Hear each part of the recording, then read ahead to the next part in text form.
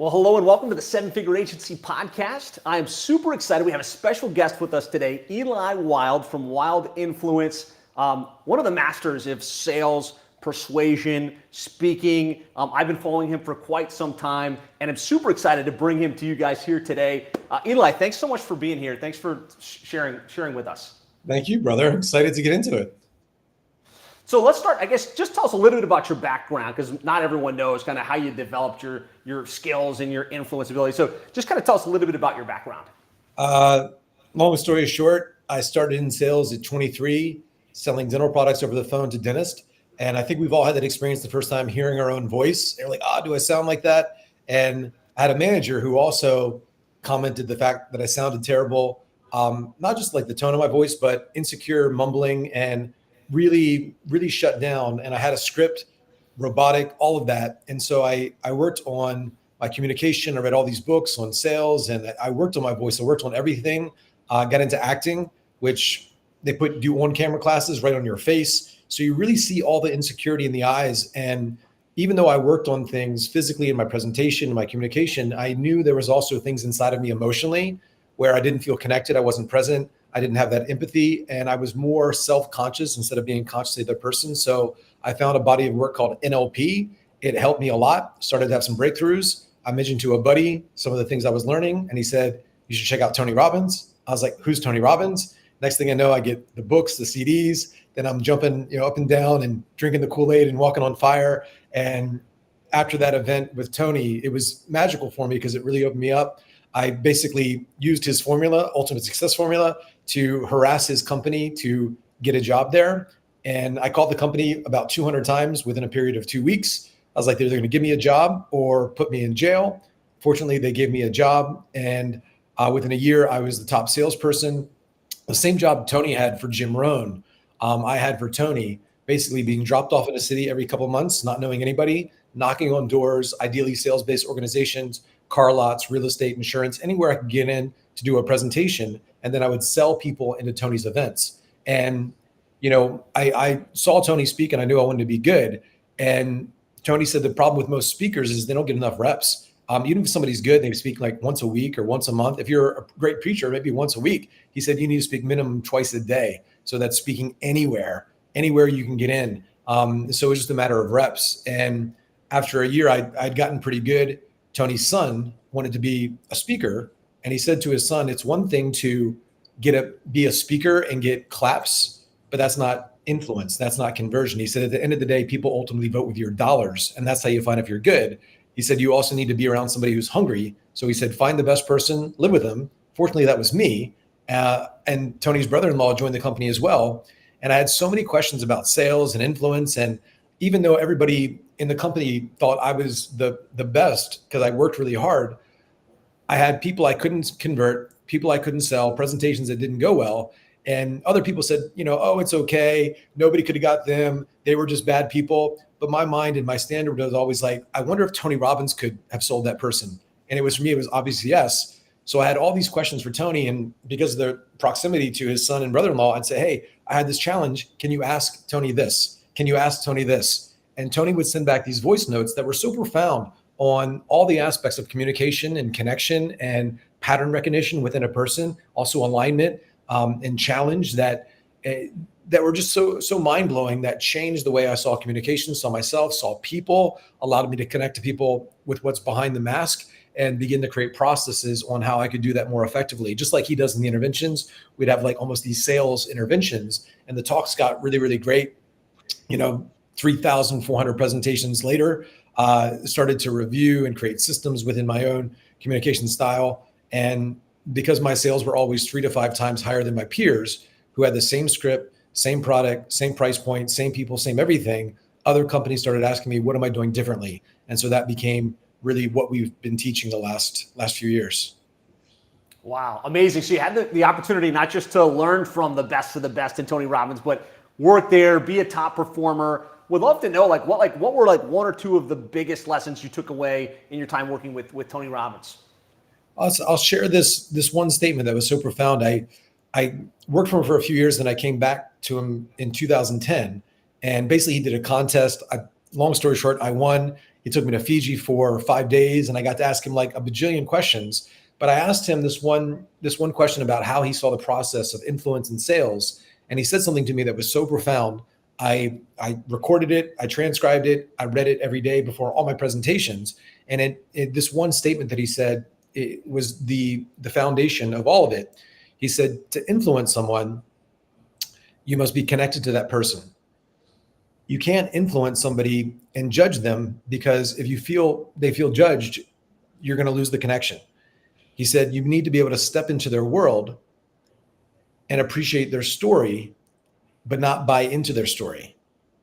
That's a unique balance, to step into somebody's world and appreciate, to make them feel appreciated, but not buy into their limitation.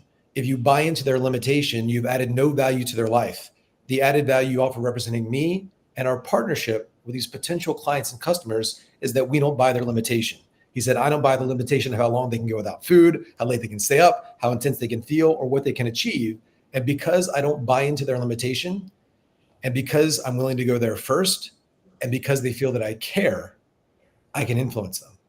And it was so profound for me that, to step into somebody's world and appreciate their limitation, but not buy into it. And if I buy into their limitation, I've added no value to their life. And there was people even in Robin's organization that would join the company as a speaker, and to be a dude like 6'4", 6'5", a stud. I'm like, this dude's going to crush it. And he would end up sucking. And then there'd be some, like a small guy or small girl who had no confidence, but had a heart. And I'd be like, I don't know about her. And then she would like destroy it. And even in the training of our people, even in the training of the people that I was working with, I saw that I had certain judgments of people, that even a judgment, this person's gonna be really good, or this person's gonna be bad. And that spilled over into my sales, like, because you might have somebody maybe struggling financially, and you're like, then they're like, I don't know if I can do it. There's people that I wasn't so sure about that would get results as a speaker or salesperson, and they blew my mind. And then some people have been a massive disappointment. And so I always see people through this positive expectation. I see the best for people, and how I believe that every yes person has a no person inside of them, and every no person has a yes person inside of them. And so it's about peeling back those layers. And through what Robbins was teaching me, I was looking to not just sell products or push people into a process, but to really, the term has been bastardized these days, like discovery call, but discover means to uncover what's already there. And I think as we peel back the layers of fear, complacency, laziness, whatever it is, procrastination, there's something there that is meeting somebody's needs. And so your filter through how you see communication and people and yourself even becomes that much more empathetic. And so you're looking not just to make a sale or nail your script or get somebody to do something. You're looking beyond the surface and recognizing these patterns, and then creating patterns. We say there's pattern recognition, pattern utilization, and pattern creation. And so at the highest level, I'm helping somebody create new patterns of thought, feeling, and emotion to basically take their life in a different trajectory. But in order to do that, I've got to establish trust, rapport, responsiveness. I've got to be able to get this level of responsiveness where we're having a deeper than surface level conversation. It's what we call identity selling, because at the end of the day, people don't buy products or services, they buy states or identities. And so I'm getting them to access some part of themselves where they're going to do the thing by the program, ultimately to be a better father or leader, or to access more of themselves through my product or service. And so it's really just became about peeling back the layers and looking for that. So my filter and my lens massively changed through that process. Love that. So really just understanding you need to meet that person where they're at, right? You got to really empathize with them without accepting, oh yeah, like this is a reason you shouldn't do it, right? Still holding your frame, so to speak. Yep, 100%. Love it. So our listeners or viewers are digital marketing agency owners selling retainer-based services, as you know. I know you work with a lot of agencies, a lot of coaches. If you were to think about like what are some of the big mistakes you see agencies make when they try and sell their retainer services, anything come to mind for you? It's interesting. I'm in this online space, and now everybody's doing these crazy guarantees. I think one of the things that's missing for a lot of the digital agencies and how they go about it is we've all heard of a unique mechanism. So we got to get out of the commodity game, but it's really got to be unique. And so there's something there in the uniqueness. And so we teach in our speaking and selling a lot of different frames. And this is something that Tony said to me, says outside of the connection that you have to your audience or prospect, the most important thing is the pre-frame. And when you look at a really great hypnotist, they can get somebody to go to sleep or do something crazy. And people think that it's the countdown from 10 to 1 or there's something in the process, but there's so many things that have happened in the pre-frame.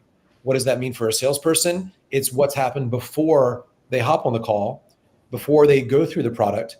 And Hathaway did a study years ago that said that, I think it was something crazy, like 53% of customer satisfaction came not from the product itself, not from customer service, but from the sales experience, how they were sold, or a better word is how they were enrolled to the process. Because even if you have something that is a discounted, cheap, guaranteed product, they're signing up for the wrong reason. And so they're not enrolled. We've not done a proper discovery, but also when you do a proper discovery, it's not just because you will get those people, just tell me what it is. And so, and you can have those conversations. When I get those, I tell people the price right away because I'm not going to be combative with them. And you can do the whole, it might be appropriate if I ask you just a few questions to see if what we're doing can even help you, because I don't know if this is right for you yet. You can disengage, you can do some stuff in there. But there's a lot of nuances that you want to be aware of. But at the end of the day, we have to be able to have that deeper level conversation so that they're enrolled and not just realize they're buying a commodity. But on the flip side, what somebody's offering does have to not be a commodity. Like it does have to be unique in some way. We were breaking down a presentation I did recently with Ed Milet, and it was a bunch of famous people speaking on stage, and nobody knows who I am. I often ask this, I'm doing my third event with Alex Ramosi. Some people probably know him. And, a lot of times nobody knows who I am. I'm doing the repitch instead of Alex this year at the gym launch event.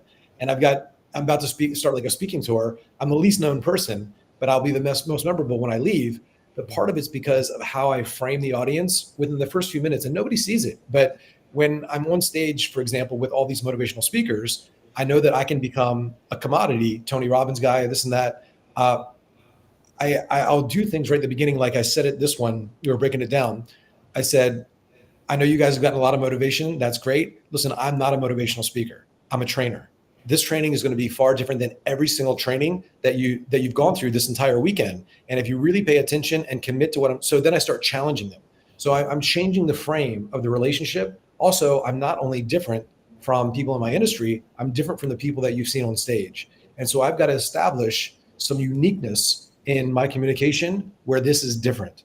And so as soon as people can see that you're different, and that can be in your style and the brand story, a lot of that, when a hypnotist does it, there's a lot of things in that pre-frame and how they're communicating their authority. There's a certain way they move, their appearance. There's a way that they have confidence and connection, and they put the person at ease. The highest form of confidence isn't pumping yourself up in the chest. It's making somebody else feel safe and safe enough to the point where I can now challenge you. And so there's a lot of things in the nuance of how they can change the prospect or the audience's perception of what they're doing, because there's a lot of agencies out there and they're all doing the do this and this, or, you get this or you don't pay, and so that, and trying to take the easy way out, right? Rather than building the value and getting them bought in, just saying, hey, look, guaranteed, let's try it for a couple months. Give me the credit card. Let's see how it goes. Yeah. So there's got to be something in that, the brand story, that makes the offer and the agency more attractive, I think. Otherwise, we're just competing after the same. It just becomes a commodity. Yeah. I love that. I think it's a great insight. I think a lot of agencies, especially newer agencies, have used that as their crutch, and it leads to higher churn. It leads to bad reputation. It leads to other problems, and the frustration of the team, like not getting to get the right clients with the right expectations. I know you've got a lot of great thought process around pre-framing.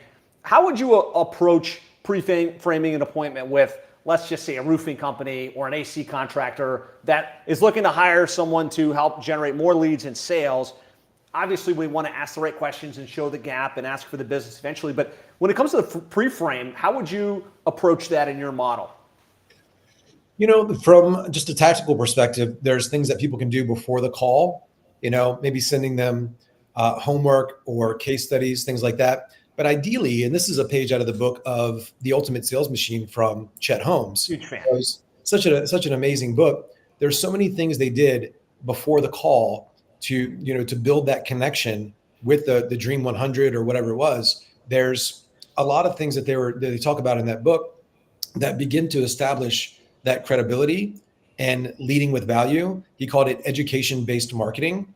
And, even on with a follow-up, it's realizing that people and buying cycles have gotten longer now. They're getting longer and longer. And so to have a process for that when, I'm good friends. I coach one-on-one a guy named Jeremy Miner, who's really great. And he had a mentor, Michael Oliver. And there was a company, when I got a wind of what they were doing, I was the first one to promote Jeremy because I thought he was really, really great. We talked a lot about strategy, and he's helped me a lot with our process. I was coaching a company. There was a big company, like an 8-figure digital marketing company that went under, that those two sales reps had gone through, but they had a 22-point sales process in this company. There was 22 touch points before they even asked for the sale. So it could have been an email, a book, a gift, or something like that. And now we're kind of going back into these longer touch point sales cycles and leading with value, where it's not asking for the sale, it's education-based marketing, or it could be a PDF of like Think and Grow Rich or something that is relevant to the buyer. And even in that follow-up process, it's leading with value. And you want the salesperson needs to be clear, like what was the objection? And maybe, hey, we just created something that is actually going to save you time, or this is a proven way where we feel that we can get you your investment back faster. And so, like, I just hired one. I don't know if you know Matt Ryder down in Australia, like Sales Sniper and all of that. Yes, I am familiar. Yeah. Yeah, great guy, and he's the one that was CEO of Jeremy Miner's company. Mm-hmm. He connected NQL, right? N something. NEPQ. NPQ. Yeah, basically, it's just some questions, and they're the questions have been around for a long time, but they're really good. And we were teaching those same questions maybe 10, 12 years ago, so they're nothing new. But he made it in a thing, and he made it into an IP. So now there is an X factor. There's a indoctrinating people into not you, but indoctrinating people in your unique mechanism. So that's what he's created. And that's what a lot of salespeople, so that, you remembered it for the process, not just Jeremy. Right. But we hired on the agency that initially blew up Jeremy. And it's been a great process. Like the amount of onboarding stuff they gave us, the systems, the process, examples of what's worked that I can model. So they just front loaded the client experience, because even when you get your first dollar from somebody, that is when uncertainty is the highest. So it's like, say you onboard somebody and there's it's like an hour goes by and they've not gotten the email. They're like, where's my email? I'm going to cancel. Like that moment. And it's got to be from the salesperson, or have them connected to like a VA or something, like, hey, here's John, onboard him right away. Like, we're going to get you this and this and this. And that's got to come really fast.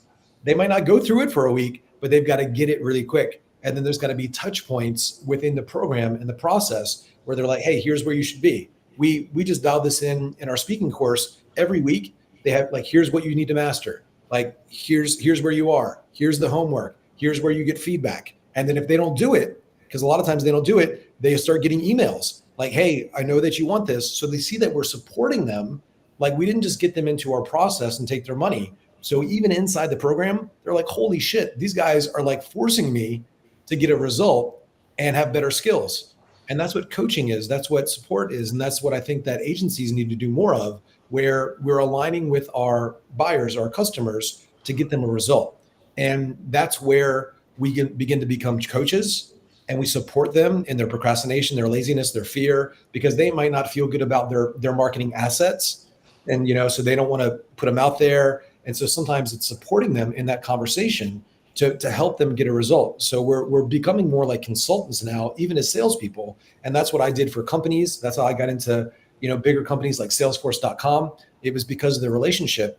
And they knew that I wasn't just going to it wasn't like a one night stand type of scenario where I sold them and I was out. I got into other divisions of the company. I got into, talk to heads of the company, and all these big companies, even in Silicon Valley, is because of that initial engagement. but also the follow-up. And people felt that I cared.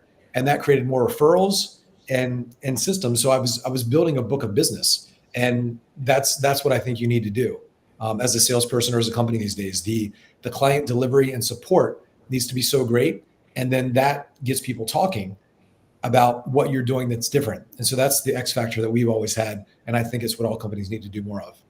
I love it. So kind of going back to a lot of great insights there, but the pre-frame, get them some testimonials in advance once they're scheduled, have them do some homework in advance. One thing we moved to is unpacking our model and having them rate themselves. So we work with plumbing and HVAC contractors. So the video is 5 minutes before the meeting and it's saying, hey, you've got to drive leads, maximize conversion, and optimize ROI. Here's what we're going to do to drive leads, website, SEO, PPC, whatever, right? And I have them grade themselves. So coming into the meeting, our sales team can say, hey, so where was the gap? What's the big opportunity? And they're already thinking about the problem, and they're also kind of pre-framed with some of the examples of what we've done for other plumbing and HVAC companies. So I love the way you unpack that for us. Yeah, and just for everybody, for like a tactical example of like a linguistic model of pre-frame, like when we work with, bigger clients that are doing like millions on challenges and events, we look at their presentation a lot of times or what they're saying in a video like that. And we begin to add these frames, pre-frames, reframes, uniqueness frame. We've got like 20 of them that we install into the presentation that will always double, a lot of times double or even more the conversion of presentations that are already doing 7 figures. And so, for example, something I might say, you're about to see category of 1, time, money, pre-frame, I'll do category of 1, reason why, time, money, and then reciprocity. So what every speaker and sales program has failed to mention is what I'm about to share with you. And the reason why nobody else is teaching this is 1, because most other agencies or sales courses, 1, they don't know how to do it, or 2, they know it, but they don't want you to know it. That's why you keep on coming back. This took me 10 years to figure out and over $100,000 worth of my own money. However, I know you can't survive without it, so I want to give it to you now. So right now, so COO means category of 1. And I said it twice, what every other program has failed to mention is this. And now I select it, I'm giving you a reason why. Just like in Cialdini's work, the because frame, if I give people a reason, because it's 20 times more likely to be believed. And the reason why nobody else is doing this is because 1, I'm basically saying they're dumb, they don't know it, or 2, they know it, but they don't want you to do it, they're unethical. This, however, took me 10 years to figure out, time, and $100,000 of my own money to figure out. However, I know you can't survive without it, so I want to give it to you now, reciprocity. So that's what I mean by a linguistic representation of a pre-frame. And now whatever I say, where it's data tracking, it could be something really basic, but now the way that my mechanism or my content or whatever it is you do for your clients is framed, we call this the POV, or the perception of value. And so when salespeople, and I've worked with a lot of salespeople in different companies, they'll have something really good, but the perception of the value isn't that good.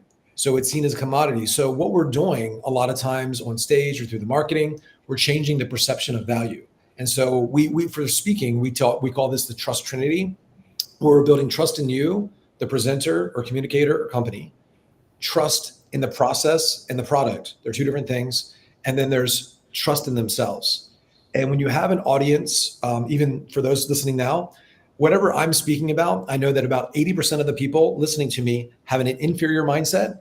They're like, yeah, it works for others, but for some reason, because I'm busy, because I'm not beautiful on camera, whatever, they have some reason why they don't think it'll work for them. And then 20% of the audience has a superior mindset where they think they can do it, but they don't need you. So that's why the mechanism is so important, because the sweet spot is where people believe that it's possible, but they believe that it's only possible through you. And so we're kind of putting people into this buying pocket, and the mechanism is part of that. And then we're also future pacing to get people enrolled in the possibility. So these is what I'm just, so people can get an understanding of these frames. There's some tactical examples of what it sounds like and looks like. I love it. Powerful examples there. And kind of a couple things you've said a couple times that I hope everybody's catching is the unique mechanism, right? If we're selling digital marketing services, like with website, SEO, pay-per-click, bottom line, we're going to generate leads and sales for you. They've heard that a million times. Even if you're niche focused, right? And it used to be that was the unique mechanism. Oh, I work only with plumbers. I only work with roofers. There was a time that was unique enough to make you stand out. In today's market, you need to say, I work with plumbers, for instance, and I've got this unique methodology that we bring to the table that's different than what you've tried in the past. And if you can get them to accept that pre-frame, either through your pre-sales process or on that call, you're going to have a much higher likelihood of them not just saying yes, but them actually saying yes and sticking with you long term. Yeah. I explain sales as a logical understanding of a very emotional process. And so as we unpack that and reverse engineer, I did the same presentation for Tony 3,400 times. Wow. The same exact freaking presentation, but based on the audience, I might have 8-figure people in the audience that all own companies, or I might have a network marketing company where people are making like $500 a month, or really, really, really challenged environments like bad parts of town.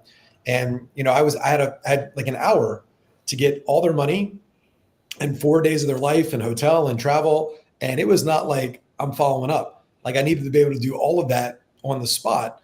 There were some companies I followed up with for sure, but it was a pretty direct sale because we were only in the city for a couple of months. So I had a really short sales cycle. And I started to actually get a little bit smart after about 1,000 presentations where I would interview people that I sold. I would interview companies that went really well and some not so well. But especially the ones that went well, I formed a relationship, and I'd say to the boss or the owner or people that I could tell when I went there were not open to me being there at all, because I was a salesperson selling salespeople who didn't want to be sold, and they knew I was there to sell. So I never had a friendly audience. Like people talk about, this person shut down. It's almost weird for me when somebody's open to me even now, because I'm used to only like angry people who don't want to be there. They're forced to be in some meeting or something. But I started to interview some of the people and companies that went through my presentation that were really enrolled in me and really trusted me by the end.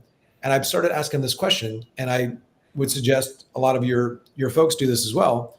I started asking people, at what point in my presentation did you know you were going to buy from me? At what point did you become open to buying from me? And it was never the offer. They're like, hey, when you slowed down, you looked at me and you asked that question, or I saw that person was really resistant, and how you handled that situation. I got an experience of who you are. And I was like, wow, I trust this guy. Like, I like this guy. I want to do business with this guy. Like whatever. And when I signed up for Tony Robbins event, it was twice my rent. I was broke. He was supposed to speak for 2 hours. He spoke for 4.5. And at the end of it, he made this offer, and I go back to the room, and I didn't know what I was buying. I didn't know much about the event. I'm good friends with Myron Golden as well, who's, I think, a brilliant presenter. Oh, yeah. I saw him present, and it was $55,000 for like his inner circle thing. And I was like, I don't even know what I'm buying. I was just like, can I learn from this person? Can I trust this person? And did I get a good experience with him? I didn't even know what I was buying. And I $55,000 on the spot. And I think a lot of times we do need to have the description of what they get. But I don't think that's all of what sells people. I think a lot of people put stuff, and you see these webinars with like a stack, and it's like 1,000 things and a bunch of bonuses, and it's overwhelming. When we look at offers, like what are the 3 to 5 things that somebody needs to really understand, and make it simple and make it really clear. And also the delivery of those core elements needs to be really solid. And so I think a lot of times people, especially in this digital marketing space, there's so many companies online, it's overwhelming. And, we're all hit up with ads, and it's gotten very noisy. So Alex Hormozy does a new tactic, and then everybody's doing the same thing the next week. And so I think it's just become, there's a principle in NLP called modeling. You find somebody to do, that's doing well, and you model what they do. It's a double-edged sword too, because it takes you away from your own authenticity. And so more importantly than modeling what somebody does, it's to model somebody's belief system and their mental syntax of like the process and through which they see a situation or a problem or a customer or a process. Like how do they view it? Like what are the steps and how they think, and what do they believe about themselves, about the person, about time, about money, about possibility, about problems. And those belief systems end up basically being infused and indoctrinated in our market of the people that buy from us. And so we really have to own ourselves first. We say we can't give somebody $1 if we don't have one, and we can't give somebody a strong belief in anything unless we have it ourselves. And I think the highest form of sales is basically about transference. I'm transferring a belief to you. And so what makes that possible? How has it become possible? Through all of our relationships, and there's relationship-based selling. It's this connection and trust and empathy, and somebody seeing something in you that they want. And when I started doing coaching, this was maybe like 2015, doing life coaching, 100% of the people that I coached all made way more money than me. A lot of them made 8 figures, and I was making like, maybe a couple $100,000 a year. And what am I going to hard close this person? Like, step up, like, don't be a little bitch type thing. They would just laugh at me. I was coaching 50-year-old men, and I was in like my early 30s. And, it's just that whole putting people down, logic trapping them, all of that, they're just going to be out. And so I could form a relationship, and we've heard this law of rapport. People like people who are like themselves or how they want to be. Maybe these 8-figure people saw like a hunger and a compassion and a sincerity in me, where even though they were more successful than me financially, there was something they believed in me that would make their life better by being in relationship with me. And I think that's the same thing spills over into our company, and into our culture. People feel like they'll be better versions of themselves by having a relationship with our brand and through me specifically. And so now they're able to take some of the coaching and take some of the feedback and go through the process that they need to go through anyway, but now with a different sense of openness and a different sense of excitement and hunger to actually do the work to get a result. Because we're basically co-collaborating with our prospects, with our customers, not just throwing information at them, but especially something like an agency. There's a lot of back and forth. And it's not just the back and forth of you do the work, it's making them feel good about what's being done. So that way, if they feel good about it, even if it doesn't work out, and a lot of ads don't work out, but they see that it's a process. And because of the trust, they're not going to like ask for a refund or start going crazy right from the start, because they feel good and they're indoctrinated in the process. They feel that they've been a part of the process and we're all on the same page. And we've also set proper expectations, because we're running ads right now. We just started them a couple months ago. A lot of things don't work out, but it's about testing. So it's getting them to realize like some of the truth of what's actually happening and making them feel good about the process. Love it. I think you made a really strong connection there between, they're going to justify with logic, but they're going to buy based on the emotion and kind of how you build that trust. Would love to, like, if you think about a typical sales call, what are some examples of the types of questions you could ask to develop that trust and that empathy in the sales process? There's get into a little bit of NLP here, just like even in the beginning.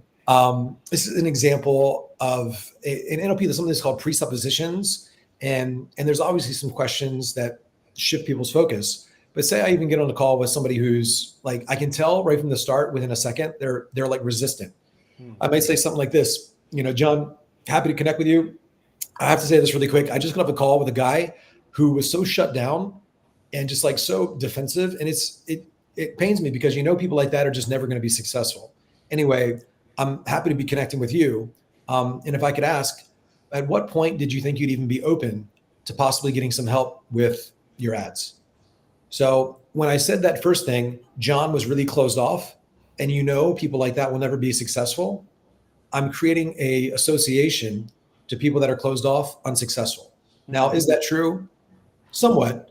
But if I can create that association, and now he's automatically, there's something, and I know we talked briefly about Chris Voss in that book, Never Split the Difference. He talks about labels.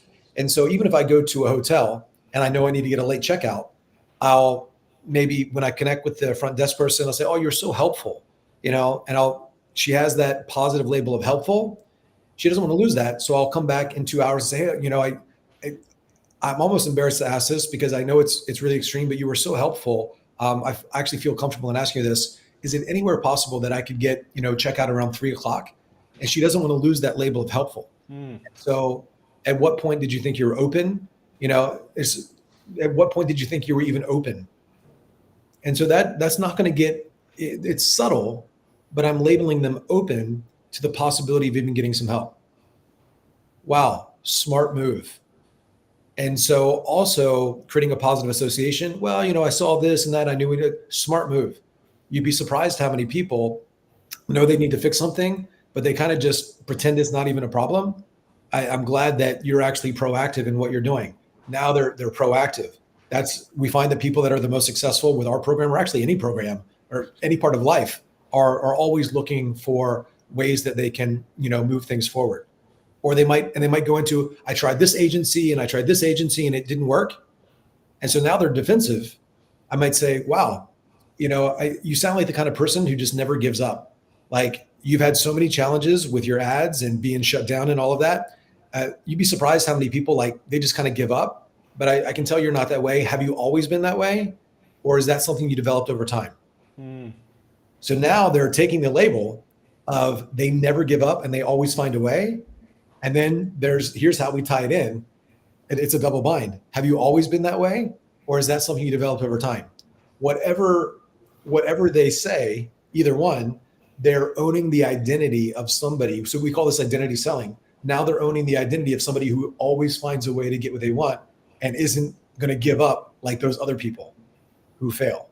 So we're starting to create labels and identity to who they are. That's going to put them in more of what we call a buying state. And, to really look at, I've been obsessed with Tony Robbins for years. Like, I think this guy's the GOAT, NLP, all of it. Tony took the process of NLP and understanding somebody's, internal representation system, for lack of better, that's what it is. He broke it down to just a few elements. An emotional state, your emotion, because people do things for emotional reasons. And so we have buying states and non-buying states. If we unpack the recipe of any state, like depression or anger or fear or buying something, there's a pattern of focus that we can control through questions. I can ask you about what's great, what's challenging, but there's a syntax of questions. There's a pattern of language and meaning, and there's a pattern of physiology. At a Tony Robbins event, he teaches this. So he has people jumping up and down to open their physiology. On a sales call, we're not going to get people jumping up and down. So we can really look at what they're focused on and the meaning they attach to it.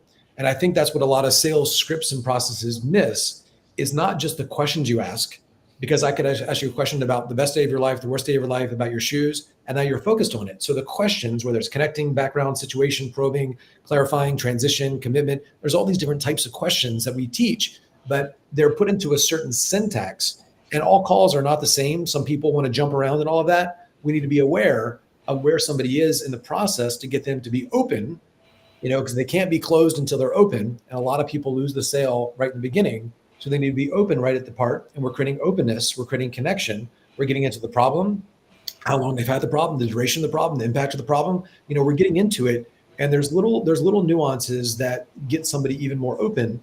But also the thing that people miss is the pattern of meaning.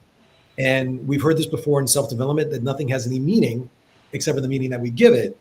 And whether it's an ad process not working, they might make it mean that all ad agencies suck, or that God's punishing them, or they're not supposed to be in business, or that online marketing doesn't work. There might be a disempowering meaning. And so we really look at a lot of the patterns of meaning and reverse engineer that process, because the objections that people get on the back end were often left in the unsaid on the front end. So there's little things like, I'm really busy, time, whatever. And so there's things that we can do to change the meaning of what is the perceived limitation so we can prevent the objection ahead of time. And I know a lot of people teach objection handling. You do need to be good at objection handling as well. But I think that a lot of people have a great discovery and it's going really well, but they've not challenged the prospect at all. And now when they get an objection at the end, now they start challenging, it feels like hard closing. Even when I speak on stage, I connect with the audience, but I say, this is different. I'm not here just to motivate you. I'm here to actually challenge you, to push you to that limit. Because I believe that in life, in order for your life to change, your business to change, two things need to happen. One, something new needs to come into your life. That could be what's discovered in this presentation, but also something new needs to come out of you, a new commitment, a new standard. So I'm doing this push-pull, and I'm challenging the audience, and they're getting comfortable with me demanding a response and challenging them from the start. And now at the end of my presentation, when I'm basically creating commitment and consistency, and I'm getting them to be indoctrinated in commitment, in process, and enrollment, and becoming more and doing more, And now when I ask for the sale at the end, it just feels like it's just a continuation of what I've already been doing. And in a sales call, if we're not challenging people up front, if we're just letting them talk, if we're not digging in, if we're not breaking beliefs here, and then we try to do it at the end, it feels weird. But the context, like the frame of the conversation, it is like a coaching call, and they get an experience of what this is. And even when they're talking about what they did in the past, I'm like, okay, why'd you do that? Okay, what was the thinking behind that? Okay, can I make a suggestion just to make sure that doesn't happen again?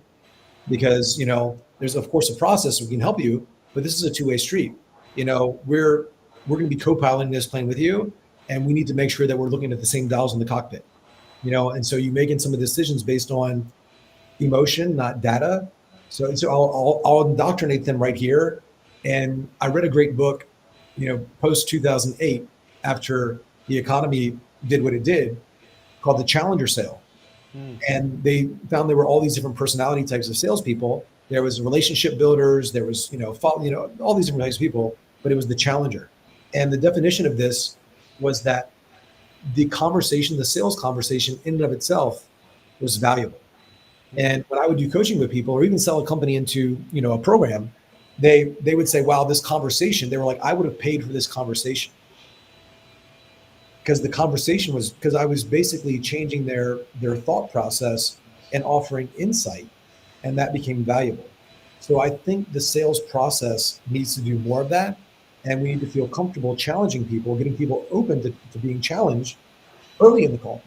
And then when we do it at the end of the call, it feels they're just like, yes, more please. They felt good about being challenged in their thinking. We offer insight, and now the offer just becomes an extension of that, and they're on board. So good. And that's why I really wanted to have you on, because I think most of us as digital marketers are really good with the technical side of the equation, right? We get it. We can really paint the picture for where they're missing the boat, how we can help them, how we can help them accomplish their goals. But we fail to connect to that emotional aspect, and kind of asking those questions the way that you did, I think, is just a really powerful insight. Yeah. That's the process. And so it changes the frame through which the salesperson sees the conversation and sees the prospect, and so it's not being needy. It's really looking for problems, like looking for problems and having this frame of where you're challenging them. And I often give this analogy, it's people, they lean on objection handling a lot. And I think you need that. But the analogy I always give people, the metaphor is, imagine if you're like a guy wants to marry a girl, they meet, they spend some time together, and they've gotten engaged. They were in this connection stage. Now they're in this engagement stage. And now it comes the day to get married. She walks down the aisle, and the preacher says, hey, do you take this man to be your lawfully wedded husband until death do you part? And she goes, I got to think about it. And the dude calls me and he says, Eli, I've got an objection. What should I say? I'm like, I can show you what I would say to handle this objection now, best I can. But I think you probably missed some things in the engagement stage. There's probably some things. And then so there's initial connection stage on a call. There's an engagement where you're getting into their problem, to what they want, what's occurring, the consequence, you're building the value. And there's a lot that's happening in that engagement stage. And then there's the natural commitment stage. And so if you don't have a good engagement stage, things are bound to come up where you didn't do a proper discovery, and they have last minute jitters, just like this woman in the example, because you haven't fully engaged the person, given them an experience of what the relationship is going to be like once you commit. And I think we all secretly want to be challenged. I think that we all want to grow. I think it's why healthy people go to the gym and build some muscle, to have some demands being placed upon them so they can grow physically. But I think salespeople and business people and I think all people have a need to be challenged and stimulated and educated and pushed a little bit mentally and emotionally as to who they are in this process. And I think that if we can actually coach owners, companies a little bit on the psychology of how they're doing things and why they're doing things, and to be associated in that, they'll get a different experience of you. And that will be part of the X factor of what that agency does. And it creates a relationship of responsiveness, a relationship of trust, a relationship of leadership. in this conversation, where now you're leading them through a process and instead of pitching them a process. Love it. Love it so much. We've got a unique mechanism. We've pre-framed the call. We've built trust. We've challenged throughout. I know we're running out of time here, but if you think about any tips on asking for the sale, closing the deal, enrolling, as you say, enrolling versus closing, any tips on that enrolling, that final process? Yeah, a simple one is this. And one of the kind of rules is you shouldn't make offers that aren't asked for. So you'll have basically opening stage, you have problem, solution, consequence, all of that. And then there might be a transition statement. Josh, we've gone over a lot. I think what we can do here can definitely help you, but I can walk you through the process A to Z, but you let me know, where do you want to go from here? And they say, oh, show me the process. So now they're asking for the process. And we break this down into the offer. We call it dynamic pillars. So you want to have like 3 to 5 kind of pillars of your process. I think people overcomplicate that. They'll have a pitch and they kind of read it. I use the prospect's words, and there might be parts of the process that aren't relevant that I just won't even cover, because then it's confusing. So it really needs to feel like a customized solution, because how you said you've got this, well, that's why with this that can help you with that. Does that make sense? Okay, how do you see that helping you the most? And I'm just curious, if you had that, what do you think that would do if we really tighten that up? What do you think that would do for the revenue, the process, whatever, being able to get that form of feedback? Okay, so we're kind of building value and we're gaining commitments throughout the process. Do you see why we did it that way? Okay, how do you see that helping you the most? Do you think it'd be more on this or that? Oh, it would definitely help us with this. So now we're having dialogue around the pitch, and it's a conversation, and it feels customized based on what was covered here. I think a lot of people have these great pitches, but it's like they read, like they just go into pitch mode and they just read off of a PDF for like the next 6 minutes, and the prospect just tunes out.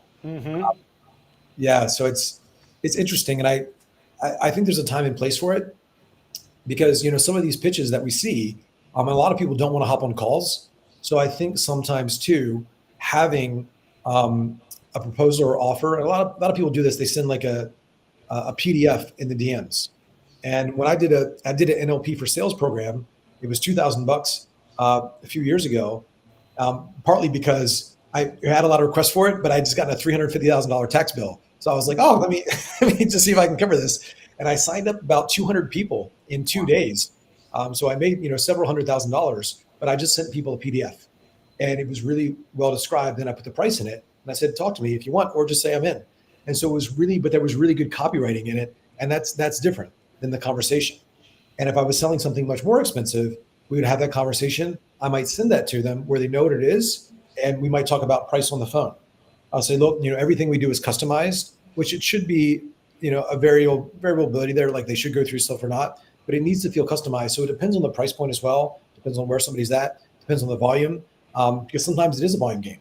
So the strategy through which we go through it changes a bit, but in that conversation, it can feel super customized. And if you do just send something like a PDF, which I know a lot of folks do, it has to be really great copy. And in mine, I told a story right from the start, but the story was a good story, and one of the things that we say to people, whether they're speaking or selling on the phone, your story is never about you. And so to make the story really feel aligned with the prospect, because when people hear a story, it goes in one of two buckets: so what, or me too. And so to have trust built through the story, something maybe controversial right there, something unique, and then pull people through a process where they get experience of who you are and what you do, and then they become more open. So yeah, the pitch needs to be really good, but ideally, especially for a conversation, it needs to feel customized, and it needs to feel like a conversation, not a monologue. I love it. So many great insights, and just kind of coming to the end there, making sure that it's not you, hey, this is what you're going to get, yes or no, but like asking, where do you think we should go from here? Does this make sense? Do you see how once we get that dialed in, that's going to improve things? Hey, would you like me to walk you through how much is this going to cost and what it's going to look like? And getting their buy-in every step of the way is so important. Eli, I want to be respectful of your time. Thanks so much for coming on. So many great insights. For our listeners that want to learn more about you and kind of what you do and how they can plug in with you, what's the best way for them to connect? Wildinfluence.com. We have a ton of free stuff on there. Eli Wilde _sales is my Instagram, and I post on Facebook. I'm pretty active on Facebook. That's where we connected. Yeah. And we're always doing events here in Miami. I got one, I think, in June. So I'm around. We're starting marketing. So I've pretty much made it really hard to find me anywhere for the last 10 years. So now we're actually starting to do some marketing and build the brand. So we're posting a lot. So social media is where to find me. Great stuff, man. Eli, thanks so much. If you got value, be sure to drop a comment, connect with Eli on Facebook or on Instagram, and wildinfluence.com. Thanks so much, Eli.